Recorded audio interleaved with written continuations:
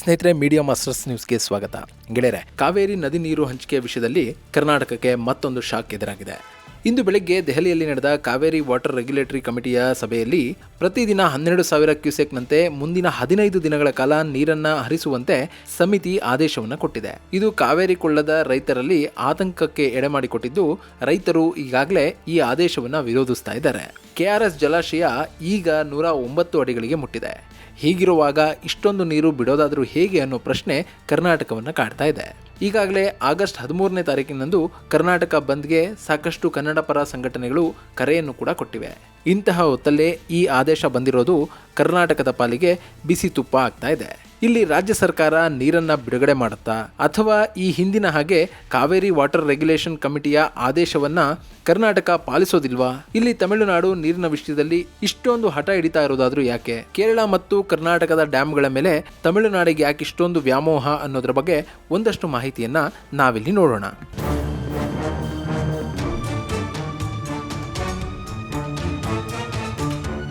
ಗೆಳೆಯರೆ, ಕಾವೇರಿ ನದಿ ನೀರು ವಿವಾದ ಈಗ ಮತ್ತೆ ಮುನ್ನೆಲೆಗೆ ಬಂದಿದೆ. ಕಳೆದ ಜುಲೈ 28ನೇ ತಾರೀಕು ಪ್ರತಿದಿನ ತಮಿಳುನಾಡಿಗೆ 3,500 ಕ್ಯೂಸೆಕ್ನಷ್ಟು ನೀರನ್ನು ಹರಿಸುವಂತೆ ಕಾವೇರಿ ನದಿ ನಿರ್ವಹಣಾ ಪ್ರಾಧಿಕಾರ ಆದೇಶವನ್ನು ಕೊಟ್ಟಿತ್ತು. 15 ದಿನಗಳ ಕಾಲ ಒಟ್ಟು 4.5 TMCಯಷ್ಟು ನೀರು ಬಿಳಿಗೊಂಡ್ಲು ಮಾಪನ ಕೇಂದ್ರದಲ್ಲಿ ದಾಖಲಾಗಬೇಕು ಅಂತ CWMA ಹೇಳಿತ್ತು. ಆದರೆ ಅವತ್ತಿಗೆ ಅಷ್ಟೊಂದು ನೀರನ್ನು ಬಿಡುಗಡೆ ಮಾಡೋದಕ್ಕೆ ಸಾಧ್ಯ ಇಲ್ಲ ಅಂತ ಕರ್ನಾಟಕ ಹೇಳಿತ್ತು. ಆ ಬಳಿಕ ಕಬಿನಿ, ಕಾವೇರಿ ಹಾಗೂ ಹೇಮಾವತಿ ಜಲಾನಯನ ಪ್ರದೇಶದಲ್ಲಿ ಮಳೆ ಹೆಚ್ಚಾದ ಕಾರಣ ಕಬಿನಿ ಜಲಾಶಯ ಭರ್ತಿಯಾಯಿತು. ಯಾವಾಗ ಕಬಿನಿ ಭರ್ತಿಯಾಯಿತು ಅಲ್ಲಿಂದ ತಮಿಳುನಾಡಿಗೆ ನೀರು ಹರಿಯೋದಕ್ಕೂ ಕೂಡ ಶುರುವಾಯಿತು. ಆಗಸ್ಟ್ 10ರವರೆಗೂ ಬಿಳಿಗೊಂಡ್ಲು ಮಾಪನ ಕೇಂದ್ರದಲ್ಲಿ ಒಟ್ಟು 9 TMCಗೂ ಹೆಚ್ಚು ನೀರು ಹರಿದಿರೋದು ಗೊತ್ತಾಗ್ತಾ ಇದೆ. ಇದು ಕಾವೇರಿ ನದಿ ನೀರು ಪ್ರಾಧಿಕಾರ ಹೇಳಿದ್ದ 4.5 TMCಗಳಿಗಿಂತಲೂ ಹೆಚ್ಚಿನ ನೀರು ಅನ್ನೋದು ಸ್ಪಷ್ಟವಾಗಿ ಗೊತ್ತಾಗ್ತಾ ಇದೆ.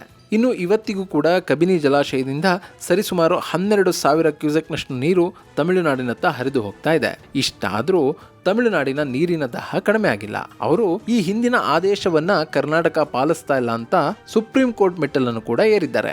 ಅದರ ಜೊತೆಗೆ ಇವತ್ತು ದೆಹಲಿಯಲ್ಲಿ ನಡೆದ ಕಾವೇರಿ ವಾಟರ್ ರೆಗ್ಯುಲೇಟರಿ ಕಮಿಟಿಯ ಸಭೆಯಲ್ಲೂ ಕೂಡ ಈ ವಿಷಯವನ್ನ ಪ್ರಸ್ತಾಪ ಮಾಡಿದ್ರು. ಗೆಳೆಯರೆ, ಆಗಸ್ಟ್ 11 ಅಂದ್ರೆ ಇಂದು ದೆಹಲಿಯಲ್ಲಿ ನಡೆದ CWRC ಮೀಟಿಂಗ್ನಲ್ಲಿ ಕರ್ನಾಟಕಕ್ಕೆ ವ್ಯತಿರಿಕ್ತವಾಗಿ ಆದೇಶ ಬಂದಿದೆ. CWRCಯ ಮುಖ್ಯಸ್ಥ ವಿನೀತ್ ಗುಪ್ತಾ ಅವರ ನೇತೃತ್ವದಲ್ಲಿ ನಡೆದ ಸಭೆಯಲ್ಲಿ ಕರ್ನಾಟಕ ಹಾಗೂ ತಮಿಳುನಾಡಿನ ಅಧಿಕಾರಿಗಳು ಭಾಗಿಯಾಗಿದ್ದರು. ಕರ್ನಾಟಕದ ಪರವಾಗಿ ಕಾವೇರಿ ನೀರಾವರಿ ನಿಗಮದ ವ್ಯವಸ್ಥಾಪಕ ನಿರ್ದೇಶಕರಾದ ಮಹೇಶ್ ಅವರು ಖುದ್ದು ಹಾಜರಾಗಿ ಕಾವೇರಿ ಜಲಾನಯನ ಪ್ರದೇಶದ ಡ್ಯಾಂಗಳ ಬಗೆಗಿನ ವಸ್ತುಸ್ಥಿತಿಯನ್ನ ವಿವರಿಸಿದ್ರು. ಹೇಮಾವತಿ, KRS ಡ್ಯಾಂಗಳು ಇನ್ನೂ ಕೂಡ ಭರ್ತಿಯಾಗಿಲ್ಲ. ಮಳೆ ಬೀಳ್ತಾ ಇದ್ರೂ ಕೂಡ ಅದು ಸಾಕಾಗ್ತಾ ಇಲ್ಲ. ಹೀಗಾಗಿ ಕುಡಿಯುವ ನೀರಿನ ಅಗತ್ಯವನ್ನ ಪೂರೈಸುವ ನಿಟ್ಟಿನಲ್ಲಿ ನಾವು ನೀರನ್ನು ಹಿಡಿದಿಟ್ಟುಕೊಳ್ಳಬೇಕಾದ ಅನಿವಾರ್ಯತೆ ಇದೆ ಅನ್ನೋದನ್ನು ಕರ್ನಾಟಕ CWRC ಮುಂದೆ ಇಟ್ಟಿತ್ತು. ಆದರೆ ತಮಿಳುನಾಡಿನ ಅಧಿಕಾರಿಗಳು ವಿಡಿಯೋ ಕಾನ್ಫರೆನ್ಸ್ ಮೂಲಕ ಈ ಸಭೆಯಲ್ಲಿ ಭಾಗಿಯಾಗಿ ನಮಗೆ ಬಿಡಬೇಕಾದ ನೀರಿನಲ್ಲಿ ಕರ್ನಾಟಕ ಅನ್ಯಾಯ ಮಾಡ್ತಾ ಇದೆ ಅನ್ನೋ ಮಾತನ್ನ ಹೇಳಿದರು. ಅಷ್ಟೇ ಅಲ್ಲದೆ ಸಾಕಷ್ಟು ಮಳೆ ಆಗ್ತಾ ಇರೋದ್ರಿಂದ ಬಾಕಿ ಉಳಿದಿರುವ ನೀರನ್ನು ಕೂಡ ಬಿಡುಗಡೆ ಮಾಡಿಸುವಂತೆ ತಮಿಳುನಾಡು ಮನವಿಯನ್ನ ಮಾಡ್ತು.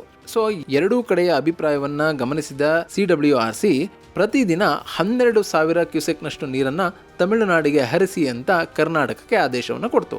ಮುಂದಿನ 15 ದಿನಗಳ ಕಾಲ ಪ್ರತಿದಿನ 12,000 ಕ್ಯೂಸೆಕ್ನಷ್ಟು ನೀರು ಹರಿಬೇಕು. ಬಿಳಿಗೊಂಡ್ಲು ಮಾಪನ ಕೇಂದ್ರದಲ್ಲಿ ಇದು ದಾಖಲಾಗಬೇಕು ಅಂತ CWRC ಹೇಳಿದೆ.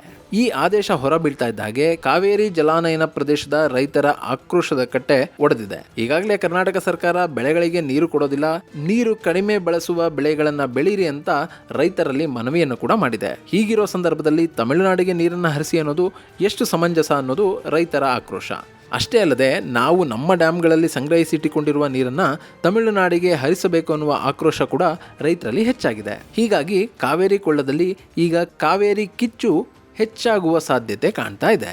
ಗೆಳೆಯರೆ, ಇವತ್ತಿನ ಪರಿಸ್ಥಿತಿಯಲ್ಲಿ ನಿಂತು ನೋಡಿದ್ರೆ CWRC ಕೊಟ್ಟಿರುವ ಆದೇಶ ಕರ್ನಾಟಕಕ್ಕೆ ಹೆಚ್ಚಿನ ಸಮಸ್ಯೆಯನ್ನು ಉಂಟು ಮಾಡೋದಿಲ್ಲ. ಯಾಕಂದ್ರೆ ಈಗಾಗಲೇ ಕಬಿನಿ ಜಲಾಶಯದಿಂದ ಪ್ರತಿನಿತ್ಯ 12,000 ಕ್ಯೂಸೆಕ್ನಷ್ಟು ನೀರು ನದಿಗೆ ಹರಿತಾ ಇದೆ. ಹಾಗೇನೆ KRS ನಿಂದ 2,335 ಕ್ಯೂಸೆಕ್ನಷ್ಟು ನೀರು ಹರಿತಾ ಇದ್ದು, ಮಳೆ ಹೀಗೆ ಮುಂದುವರೆದ್ರೆ ಸಮಸ್ಯೆ ಆಗೋದಿಲ್ಲ. ಅಂದರೆ ನದಿಗಳಿಗೆ ಬರ್ತಾ ಇರುವ ಒಳಹರಿವಿನ ಪ್ರಮಾಣ ಇನ್ನಷ್ಟು ಹೆಚ್ಚಾದರೆ ಅಥವಾ ಈಗಿರುವಷ್ಟೇ ಇದ್ರೂ ಕೂಡ CWRCಯ ಆದೇಶವನ್ನು ಕಾಪಾಡಿಕೊಳ್ಳೋದಕ್ಕೆ ಸಾಧ್ಯ ಆಗುತ್ತೆ. ಒಂದು ವೇಳೆ ಮಳೆ ಏನಾದರೂ ಕಡಿಮೆ ಆದರೆ ಆಗ ಡ್ಯಾಮ್ಗಳಲ್ಲಿನ ನೀರನ್ನು ಸಂಗ್ರಹಿಸಿಟ್ಟುಕೊಳ್ಳಬೇಕಾದ ಅನಿವಾರ್ಯತೆ ಕರ್ನಾಟಕಕ್ಕೆ ಎದುರಾಗುತ್ತೆ. ಒಳಹರಿವು ಕಡಿಮೆ ಆಗಿ ಹೆಚ್ಚು ನೀರನ್ನು ಹೊರಗೆ ಹರಿಸಿದರೆ ಆಗ ಡ್ಯಾಮ್ಗಳಲ್ಲಿರುವ ನೀರು ಖಾಲಿಯಾಗುತ್ತೆ. ಇದು ಮುಂದಿನ ದಿನಗಳಲ್ಲಿ ಕರ್ನಾಟಕಕ್ಕೆ ಕುಡಿಯುವ ನೀರಿಗೂ ಕೂಡ ಸಮಸ್ಯೆಯನ್ನು ತಂದೊಡ್ಡುವ ಭೀತಿಯನ್ನು ತೋರಿಸ್ತಾ ಇದೆ. ಹೀಗಾಗಿನೇ ರಾಜ್ಯ ಸರ್ಕಾರ ಕೂಡ ಕಾದು ನೋಡುವ ತಂತ್ರವನ್ನು ಅನುಸರಿಸ್ತಾ ಇದೆ. ಅಷ್ಟೇ ಅಲ್ಲದೆ ಈಗಾಗಲೇ ತಮಿಳುನಾಡು ಸುಪ್ರೀಂ ಕೋರ್ಟ್ನಲ್ಲಿ ಸಲ್ಲಿಸಿರುವ ಅರ್ಜಿಯ ವಿಚಾರಣೆ ಕೂಡ ಶೀಘ್ರವಾಗಿ ನಡೆಯಲಿದ್ದು ಆ ಆದೇಶದ ಅನ್ವಯ ಮುಂದಿನ ಕ್ರಮ ಕೈಗೊಳ್ಳಲಾಗುತ್ತೆ ಅಂತ ಕರ್ನಾಟಕ ಸರ್ಕಾರ ಹೇಳ್ತಾ ಇದೆ. ಇಲ್ಲಿ CWRC ಕರ್ನಾಟಕಕ್ಕೆ ಪ್ರತಿದಿನ 12,000 ಕ್ಯೂಸೆಕ್ನಷ್ಟು ನೀರನ್ನ ತಮಿಳುನಾಡಿಗೆ ಹರಿಸಿ ಅಂತ ಹೇಳಿದೆ. ಅದು ಪ್ರತಿದಿನ 1 TMC ಅಷ್ಟು ನೀರಿಗೆ ಸಮನಾಗಿದೆ. ಗೆಳೆಯರೆ, 1 TMC ನೀರು ಅಂದ್ರೆ ದಿನದ 24 ಗಂಟೆ 11,574 ಕ್ಯೂಸೆಕ್ನಷ್ಟು ನೀರು ಹರಿದ್ರೆ ಅದು 1 TMCಗೆ ಸಮ ಆಗುತ್ತೆ. ಇನ್ನು 1,000 ಅಡಿಯಷ್ಟು ಉದ್ದ, 1,000 ಅಡಿಯಷ್ಟು ಅಗಲ ಹಾಗೂ 1,000 ಅಡಿಯಷ್ಟು ಎತ್ತರದ ಜಾಗದಲ್ಲಿ ನಿಲ್ಲುವ ನೀರನ್ನ 1 TMC ಅಷ್ಟು ನೀರು ಅಂತ ಕರೆಯಲಾಗುತ್ತೆ. ಅದು 28.3 ಬಿಲಿಯನ್ ಲೀಟರ್ನಷ್ಟು ನೀರಾಗುತ್ತೆ. ಸೊ ಪ್ರತಿದಿನ 1 TMC ಅಂತೆ ನೀರು ಹರಿಬೇಕು. ಅದು 15 ದಿನಗಳ ಕಾಲ ಹರಿಬೇಕು ಅಂತಂದ್ರೆ ತಮಿಳುನಾಡಿಗೆ ಈ 15 ದಿನಗಳಲ್ಲಿ ಬರೋಬ್ಬರಿ 15 TMC ಅಷ್ಟು ನೀರನ್ನು ಹರಿಸಿ ಅಂತ CWRC ಹೇಳಿದೆ. ಗೆಳೆಯರೆ, ಇಲ್ಲಿ ತಮಿಳುನಾಡು ಕರ್ನಾಟಕದ ಡ್ಯಾಮ್ಗಳನ್ನು ತನ್ನಿಷ್ಟಕ್ಕೆ ಬಂದಂತೆ ಬಳಸ್ಕೊಳ್ತಾ ಇದೆ. ಡ್ಯಾಮ್ ಕಟ್ಟಿರೋದು ಕರ್ನಾಟಕ, ಅದಕ್ಕೆ ಬಳಕೆಯಾಗಿರುವ ದುಡ್ಡು ಕರ್ನಾಟಕದ್ದು, ಬಳಕೆಯಾಗಿರುವ ಜಾಗ ಕರ್ನಾಟಕದ್ದು. ಆದರೆ ಅದರಿಂದ ಹೆಚ್ಚು ಅನುಕೂಲವನ್ನು ಪಡಿತಾ ಇರೋದು ಮಾತ್ರ ತಮಿಳುನಾಡು. ಅದು ಹೇಗೆ ಅನ್ನೋದನ್ನು ನೋಡೋಕ್ಕೂ ಮುನ್ನ ಕಾವೇರಿ ನದಿಯ ಮೇಲೆ ನಿರ್ಮಾಣ ಆಗಿರುವ ಪ್ರಮುಖ ಡ್ಯಾಮ್ಗಳ ಬಗ್ಗೆ ನಿಮ್ಗೊಂದು ಸಣ್ಣ ಮಾಹಿತಿಯನ್ನು ಕೊಟ್ಟುಬಿಡ್ತೀನಿ.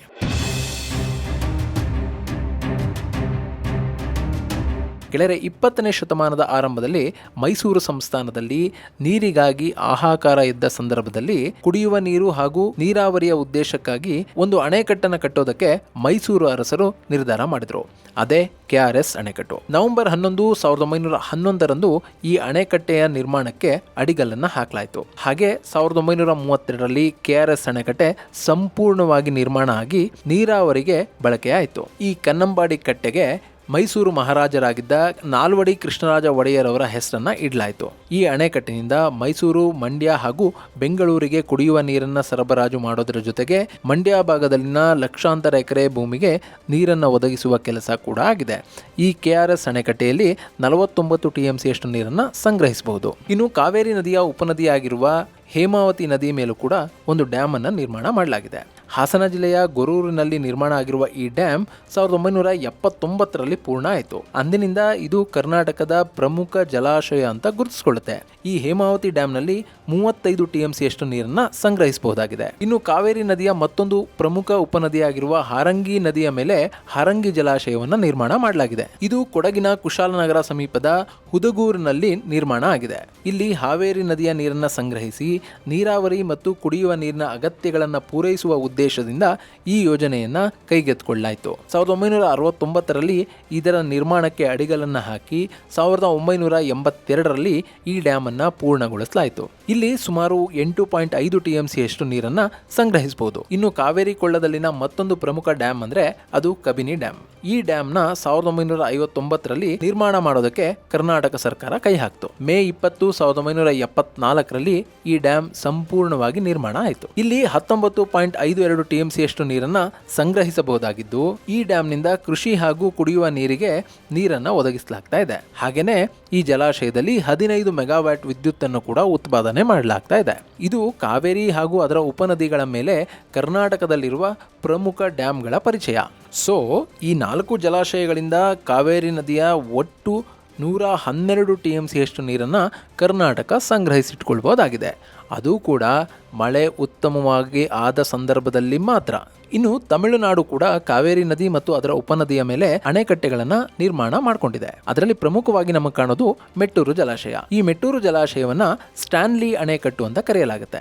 ಇದು ಕಾವೇರಿ ನದಿ ಪಾತ್ರದಲ್ಲಿ ಹಾಗೂ ತಮಿಳುನಾಡಿನಲ್ಲಿ ನಿರ್ಮಾಣ ಆಗಿರುವ ಅತಿ ದೊಡ್ಡ ಅಣೆಕಟ್ಟು ಅಂತ ಕರೆಸಿಕೊಳ್ಳುತ್ತೆ. ತಮಿಳುನಾಡಿನಲ್ಲಿ ಕೃಷಿ ಹಾಗೂ ಕುಡಿಯುವ ನೀರಿನ ಸಮಸ್ಯೆಯನ್ನ ಬಗೆಹರಿಸುವ ನಿಟ್ಟಿನಲ್ಲಿ ಹಾಗೂ ಜಲವಿದ್ಯುತ್ತನ್ನು ಉತ್ಪಾದಿಸುವ ನಿಟ್ಟಿನಲ್ಲಿ ಈ ಮೆಟ್ಟೂರು ಜಲಾಶಯ ಬಳಕೆ ಆಗ್ತಾ ಇದೆ. ಈ ಜಲಾಶಯಕ್ಕೆ ಅವತ್ತಿನ ಮದ್ರಾಸ್ ಪ್ರಾಂತ್ಯದ ಗವರ್ನರ್ ಆಗಿದ್ದ ಸರ್ ಜಾರ್ಜ್ ಸ್ಟ್ಯಾನ್ಲಿ ಅವರ ಹೆಸರನ್ನ ಇಡಲಾಗಿದೆ. ತಮಿಳುನಾಡು ರಾಜ್ಯದ ಸೇಲಂನ ಮೆಟ್ಟೂರಿನಲ್ಲಿ 1925ರಲ್ಲಿ ಈ ಜಲಾಶಯದ ನಿರ್ಮಾಣಕ್ಕೆ ಅಡಿಗಲ್ಲನ್ನು ಹಾಕಲಾಯಿತು. ಅದಾದ 9 ವರ್ಷಗಳಲ್ಲಿ ಅಂದರೆ 1934ರ ಹೊತ್ತಿಗೆ ಈ ಜಲಾಶಯ ಸಂಪೂರ್ಣವಾಗಿ ನಿರ್ಮಾಣ ಆಯಿತು. ಅಲ್ಲಿ ಸುಮಾರು 93.5 TMC ಅಷ್ಟು ನೀರನ್ನ ಸಂಗ್ರಹಿಸಬಹುದಾಗಿದೆ. ಇನ್ನು ತಮಿಳುನಾಡಿನಲ್ಲಿ ನಿರ್ಮಾಣ ಆಗಿರುವ ಮತ್ತೊಂದು ಮಹತ್ವದ ಅಣೆಕಟ್ಟು ಅಂತ ಅಂದ್ರೆ ಅದು ಭವಾನಿ ಸಾಗರ ಅಣೆಕಟ್ಟು. ಅದನ್ನ ಲೋವರ್ ಭವಾನಿ ಅಣೆಕಟ್ಟು ಅಂತಲೂ ಕೂಡ ಕರೆಯಲಾಗುತ್ತೆ.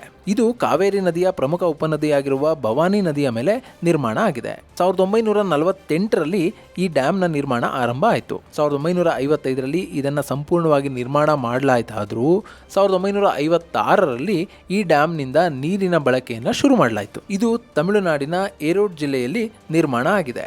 ಈ ಜಲಾಶಯದಲ್ಲಿ 32.8 TMC ಅಷ್ಟು ನೀರನ್ನು ಸಂಗ್ರಹಿಸಬಹುದಾಗಿದೆ. ಅಂದರೆ ಸ್ಟ್ಯಾನ್ಲಿ ಜಲಾಶಯ ಹಾಗೂ ಭವಾನಿ ಸಾಗರ ಅಣೆಕಟ್ಟಿನಿಂದ ಒಟ್ಟು 125 TMC ಅಷ್ಟು ನೀರನ್ನು ತಮಿಳುನಾಡು ಸಂಗ್ರಹಿಸಬಹುದಾಗಿದೆ. ಇದರ ಜೊತೆಗೆ ತಮಿಳುನಾಡಿನಲ್ಲಿ ಕಾವೇರಿ ನದಿಯ ಮೇಲೆ 2000 ವರ್ಷಗಳ ಹಿಂದೆ ನಿರ್ಮಾಣ ಆಗಿರುವ ಜಲಾಶಯ ಕೂಡ ಇದೆ. ಅದನ್ನು ಕಲ್ಲನೈ ಅಣೆಕಟ್ಟು ಅಂತ ಕರೀತಾರೆ. ತಮಿಳುನಾಡಿನ ತಂಜಾವೂರು ಜಿಲ್ಲೆಯಲ್ಲಿ ಈ ಅಣೆಕಟ್ಟಿದೆ. ಇದರ ವಿಶೇಷತೆ ಏನು ಅಂತಂದರೆ ಈ ಜಲಾಶಯದಿಂದ ನೀರನ್ನು ಸಂಗ್ರಹಿಸುವ ಉದ್ದೇಶವನ್ನು ಹೊಂದಿಲ್ಲ. ಆದರೆ ಕಾವೇರಿ ನದಿಯ ನೀರನ್ನು ವಿವಿಧ ಕಾಲುವೆಗಳಿಗೆ ಹರಿಸುವ ಹಾಗೂ ಆ ನೀರನ್ನು ಕೃಷಿಗೆ ಬಳಸುವ ಉದ್ದೇಶದಿಂದ ಈ ಡ್ಯಾಮನ್ನು ನಿರ್ಮಾಣ ಮಾಡಲಾಗಿದೆ. ಹೀಗಾಗಿ ಈ ಡ್ಯಾಮ್ನಲ್ಲಿ ನೀರಿನ ಸಂಗ್ರಹಕ್ಕೆ ಅವಕಾಶ ಇಲ್ಲ. ಸೊ ಕಾವೇರಿ ನದಿಯ ಮೇಲೆ ನಿರ್ಮಾಣ ಆಗಿರುವ ಪ್ರಮುಖ ಜಲಾಶಯಗಳಲ್ಲಿ ಒಟ್ಟು 237 TMC ಅಷ್ಟು ನೀರನ್ನು ಸಂಗ್ರಹಿಸಬಹುದಾಗಿದೆ. ಆದರೆ ಇಲ್ಲಿ ತಮಿಳುನಾಡು ಕರ್ನಾಟಕದ ಡ್ಯಾಮ್ಗಳ ಮೇಲೇ ಅತಿ ಹೆಚ್ಚಾಗಿ ಅವಲಂಬನೆ ಆಗಿರೋದು ಕಂಡು ಬರ್ತಾ ಇದೆ. ಗೆಳೆಯರೆ, ಇಲ್ಲೊಂದು ವಿಷಯವನ್ನು ನೋಡೋಣ. ಒಂದು ವೇಳೆ ಕರ್ನಾಟಕದಲ್ಲಿ ಕಾವೇರಿ ನದಿಯ ಮೇಲೆ ಒಂದೇ ಒಂದು ಅಣೆಕಟ್ಟು ಕೂಡ ಇಲ್ಲ ಅಂದಿದ್ರೆ ತಮಿಳುನಾಡು ಈ ಖ್ಯಾತೆಗೆ ಬರ್ತಾ ಇತ್ತಾ? ಆಗ ನೋಡಿದ್ರೆ ಬರಗಾಲ ಬಂದಂಥ ಸಂದರ್ಭದಲ್ಲಿ ನದಿಯಲ್ಲಿನ ನೀರು ಸಂಪೂರ್ಣವಾಗಿ ಇಲ್ಲದಂತಾಗುತ್ತೆ. ಹಾಗಾಗಿ ಆ ಬರ ತಮಿಳುನಾಡನ್ನು ಕೂಡ ಆವರಿಸುತ್ತೆ. ಕರ್ನಾಟಕದಲ್ಲಿ ಡ್ಯಾಮ್ಗಳು ಇಲ್ಲದೆ ತಮಿಳುನಾಡು ಡ್ಯಾಮನ್ನು ಕಟ್ಟಿಕೊಂಡ್ರೂ ಕೂಡ ಬರಗಾಲದ ಸಂದರ್ಭದಲ್ಲಿ ತಮಿಳುನಾಡಿಗೆ ನೀರು ಸಿಗೋದು ಸಾಧ್ಯವೇ ಇಲ್ಲ. ಹೀಗಾಗಿ ಕರ್ನಾಟಕ ತಾನು ನಿರ್ಮಿಸಿಕೊಂಡಿರುವ ಡ್ಯಾಮ್ಗಳಲ್ಲಿ ನೀರನ್ನು ಸಂಗ್ರಹಿಸಿ ಕಷ್ಟದ ಸಂದರ್ಭದಲ್ಲಿ ತಮಿಳುನಾಡಿಗೂ ಕೂಡ ಕುಡಿಯೋದಕ್ಕೆ ನೀರನ್ನು ಕೊಡ್ತಾ ಇದೆ. ಒಂದು ವೇಳೆ ಕರ್ನಾಟಕದ ಡ್ಯಾಮ್ಗಳಲ್ಲಿ ನೀರಿನ ಸಂಗ್ರಹ ಆಗದೇ ಇದ್ರೆ ಆಗ ತಮಿಳುನಾಡಿಗೂ ಕೂಡ ನೀರಿನ ಸಂಕಷ್ಟ ಎದುರಾಗುತ್ತೆ. ಆದರೆ ಇದನ್ನ ತಮಿಳುನಾಡು ಅರ್ಥ ಮಾಡ್ಕೊಳ್ತಾ ಇಲ್ಲ. ಸಂಕಷ್ಟದ ಸಂದರ್ಭದಲ್ಲೂ ಕೂಡ ತಮಗೆ ಹೆಚ್ಚುವರಿ ನೀರನ್ನು ಬಿಡಬೇಕು ಅಂತ ತಮಿಳುನಾಡು ಬಯಸುತ್ತೆ. ಇದರ ಜೊತೆಗೆ ಕರ್ನಾಟಕ ಮೇಕೆದಾಟು ಡ್ಯಾಮನ್ನು ಕಟ್ತೀನಿ ಎಂದಾಗಲೂ ಕೂಡ ತಮಿಳುನಾಡು ವಿರೋಧವನ್ನು ವ್ಯಕ್ತಪಡಿಸುತ್ತೆ. ಮೇಕೆದಾಟು ಡ್ಯಾಮ್ ನಿರ್ಮಾಣ ಆಗಿ ಅಲ್ಲೂ ಕೂಡ 65 TMC ಅಷ್ಟು ನೀರನ್ನು ಸಂಗ್ರಹಿಸಿದ್ದೇ ಆದರೆ ತಮಿಳುನಾಡಿಗೂ ಕೂಡ ಸಂಕಷ್ಟದ ಸಂದರ್ಭದಲ್ಲಿ ನೀರು ಸಿಗುತ್ತೆ. ಆದರೆ ಇಲ್ಲಿ ತಮಿಳುನಾಡು ಅದಕ್ಕೂ ಅವಕಾಶ ಕೊಡ್ತಾ ಇಲ್ಲ. ಬರಗಾಲದ ಸಂದರ್ಭದಲ್ಲಿ ಸಂಕಷ್ಟದ ಆಧಾರದಲ್ಲಿ ಕೂಡ ನೀರನ್ನು ಅದು ಪಡೀತಾ ಇಲ್ಲ. ಇಲ್ಲಿ ತಮಿಳುನಾಡು ಕರ್ನಾಟಕದ ಬಗ್ಗೆ ಮಾತ್ರ ಇಂತಹ ಧೋರಣೆಯನ್ನು ಹೊಂದಿಲ್ಲ. ಈ ನೀರಿನ ಕಿರಿಕನ್ನ ಕೇರಳದ ಜೊತೆಗೂ ಕೂಡ ತಮಿಳುನಾಡು ಮಾಡ್ತಾ ಇದೆ. ಅದಕ್ಕೆ ಕಾರಣ ಆಗಿರೋದು ಮುಲ್ಲಾಪೆರಿಯಾರ್ ಅಣೆಕಟ್ಟು. 1982ರಲ್ಲಿ ಈ ಅಣೆಕಟ್ಟಿನ ನಿರ್ಮಾಣ ಕಾರ್ಯವನ್ನು ಶುರು ಮಾಡಲಾಯಿತು. 1995ರಲ್ಲಿ ಈ ಅಣೆಕಟ್ಟು ನಿರ್ಮಾಣ ಕೂಡ ಆಯಿತು. ಕೇರಳದ ಇಡುಕ್ಕಿ ಜಿಲ್ಲೆಯ ಪೆರಿಯಾರ್ ನ್ಯಾಷನಲ್ ಪಾರ್ಕಲ್ಲಿ ಈ ಮುಲ್ಲಾಪೆರಿಯಾರ್ ಡ್ಯಾಮ್ ಇದೆ. ಈ ಡ್ಯಾಮ್ಗೆ ಬಳಕೆ ಆಗಿರುವ ಜಾಗ ಅವತ್ತಿನ ಟ್ರಾವಂಕೂರು ಸಂಸ್ಥಾನದ್ದು. ಈ ನದಿ ಹರಿಯುವ ಜಾಗ ಕೂಡ ಕೇರಳದ್ದೇ. ಆದರೆ ಈ ನದಿಯ ನೀರನ್ನು ಉಪಯೋಗಿಸ್ಕೊಳ್ತಾ ಇರೋದು ತಮಿಳುನಾಡು. ಈ ಡ್ಯಾಮನ್ನು ಕಟ್ಟಿದ ಉದ್ದೇಶ ಏನು ಅಂತಂದರೆ ಅವತ್ತಿಗೆ ಮದುರೈ, ಶಿವಗಂಗಾ, ರಾಮನಾಥ್ಪುರ ಸೇರಿದ ಹಾಗೆ ಸಾಕಷ್ಟು ಜಿಲ್ಲೆಗಳಿಗೆ ನೀರಿನ ಅಭಾವ ಎದುರಾಗಿತ್ತು. ಅಲ್ಲಿ ಹರಿತಾ ಇದ್ದ ವೈಗೈ ನದಿಯ ನೀರು ಯಾವುದಕ್ಕೂ ಕೂಡ ಸಾಲ್ತಾ ಇರಲಿಲ್ಲ. ಹೀಗಾಗಿ ಮುಲ್ಲಾಪೆರಿಯಾರ್ಗೆ ಒಂದು ಡ್ಯಾಮನ್ನು ಕಟ್ಟಿ ಆ ನೀರನ್ನು ವೈಗೈ ನದಿಗೆ ಹರಿಸಿ ಅದನ್ನು ಕುಡಿಯುವ ಹಾಗೂ ಕೃಷಿಗೆ ಬಳಸಿಕೊಳ್ಳುವ ಉದ್ದೇಶದಿಂದ ಮದ್ರಾಸ್ ಸರ್ಕಾರ ಇದೊಂದು ಡ್ಯಾಮನ್ನು ನಿರ್ಮಾಣ ಮಾಡಿತು. ಹೀಗೆ ನಿರ್ಮಾಣ ಮಾಡಿದವರು ಈ ಡ್ಯಾಮ್ನ ವಿಷಯವಾಗಿ 999 ವರ್ಷಗಳ ಕಾಲ ಅಗ್ರಿಮೆಂಟನ್ನು ಕೂಡ ಮಾಡಿಕೊಂಡ್ರು. ಯಾವತ್ತೋ ರಾಜಮನೆತನಗಳ ಜೊತೆ ನಡೆದಿರೋ ಒಪ್ಪಂದವನ್ನೇ ಇವತ್ತು ತಮಿಳುನಾಡು ಅಧಿಕೃತ ಒಪ್ಪಂದ ಅಂತ ಹೇಳ್ತಾ ಇದೆ. ಆದರೆ ಮುಲ್ಲಾಪೆರಿಯಾರ್ ಡ್ಯಾಮ್ ಒಡೆದ್ರೆ ಲಕ್ಷಾಂತರ ಜನ ಸಾಯ್ತಾರೆ ಅನ್ನೋ ಭಯ ಕೇರಳವನ್ನು ಕಾಡ್ತಾ ಇದೆ. ಹೀಗಾಗಿ ಕೇರಳ ಮತ್ತು ತಮಿಳುನಾಡಿನ ನಡುವೆ ಮುಲ್ಲಾಪೆರಿಯಾರ್ ಡ್ಯಾಮ್ನ ವಿಷಯದಲ್ಲೂ ಕೂಡ ಸಾಕಷ್ಟು ತಗಾದೆಗಳಿವೆ. ಇಲ್ಲಿ ತಮಿಳುನಾಡಿಗೆ ನೀರು ಬೇಕು ಅಷ್ಟೇ. ಯಾರ ಮನೆ ಹಾಳಾದರೂ ಕೂಡ ಅವ್ರಿಗೇನೂ ಆಗಬೇಕಾಗಿಲ್ಲ. ಎಷ್ಟು ಜನ ಸತ್ರೂ ಕೂಡ ಅವರು ತಲೆ ಕೆಡಿಸ್ಕೊಳ್ಳೋದಿಲ್ಲ. ಅವರಿಗೆ ಪ್ರತಿ ವರ್ಷ ಇಂತಿಷ್ಟು ನೀರು ಬೇಕು ಅನ್ನೋದನ್ನಷ್ಟೇ ಅವರು ನೋಡ್ತಾ ಇದ್ದಾರೆ. ಕಾವೇರಿ ವಿಷಯ ಆಗಿರಲಿ, ಮುಲ್ಲಾಪೆರಿಯಾರ್ ವಿಷಯ ಆಗಿರಲಿ, ತಮಿಳುನಾಡಿನದ್ದು ಒಂದೇ ಧೋರಣೆ. ಸೊ ಇಲ್ಲಿ CWRC ಕೂಡ ತಮಿಳುನಾಡಿನ ಮನವಿಗೆ ಸ್ಪಂದಿಸಿದೆ. ಪ್ರತಿದಿನ 12,000 ಕ್ಯೂಸೆಕ್ನಷ್ಟು ನೀರನ್ನು ಬಿಡೋದಕ್ಕೆ ಹೇಳಿದೆ. ಇದನ್ನ ರಾಜ್ಯ ಸರ್ಕಾರ ಹೇಗೆ ಹ್ಯಾಂಡಲ್ ಮಾಡುತ್ತೆ, ಹೊಸ ಮುಖ್ಯಮಂತ್ರಿ DK ಶಿವಕುಮಾರ್ ಈ ಅಗ್ನಿ ಪರೀಕ್ಷೆಯಲ್ಲಿ ಹೇಗೆ ಬಚಾವಾಗ್ತಾರೆ, ಈ ಹಿಂದೆ ದೈವ ಬಲದಿಂದ ಮಳೆ ಬಂದು ತಮಿಳುನಾಡಿಗೆ ನೀರು ಹರಿದು ಹೋಯಿತು ಅಂತ ಹೇಳಿದ್ದ DK ಶಿವಕುಮಾರ್ ಅವರ ಕಡೆಯವರು ಈಗ ಏನು ಹೇಳ್ತಾರೆ ಅನ್ನೋದನ್ನ ಕಾದು ನೋಡಬೇಕು. ಇದು ಗೆಳೆಯರೆ ಕಾವೇರಿ ಸಂಕಷ್ಟದ ಬಗ್ಗೆ ಒಂದಷ್ಟು ಮಾಹಿತಿ. ಮುಂದಿನ ವಿಡಿಯೋದಲ್ಲಿ ಮತ್ತೊಂದು ವಿಷಯವನ್ನು ನಿಮ್ಮ ಮುಂದಿಡ್ತೀನಿ. ಅಲ್ಲಿವರೆಗೂ ನಮಸ್ಕಾರ.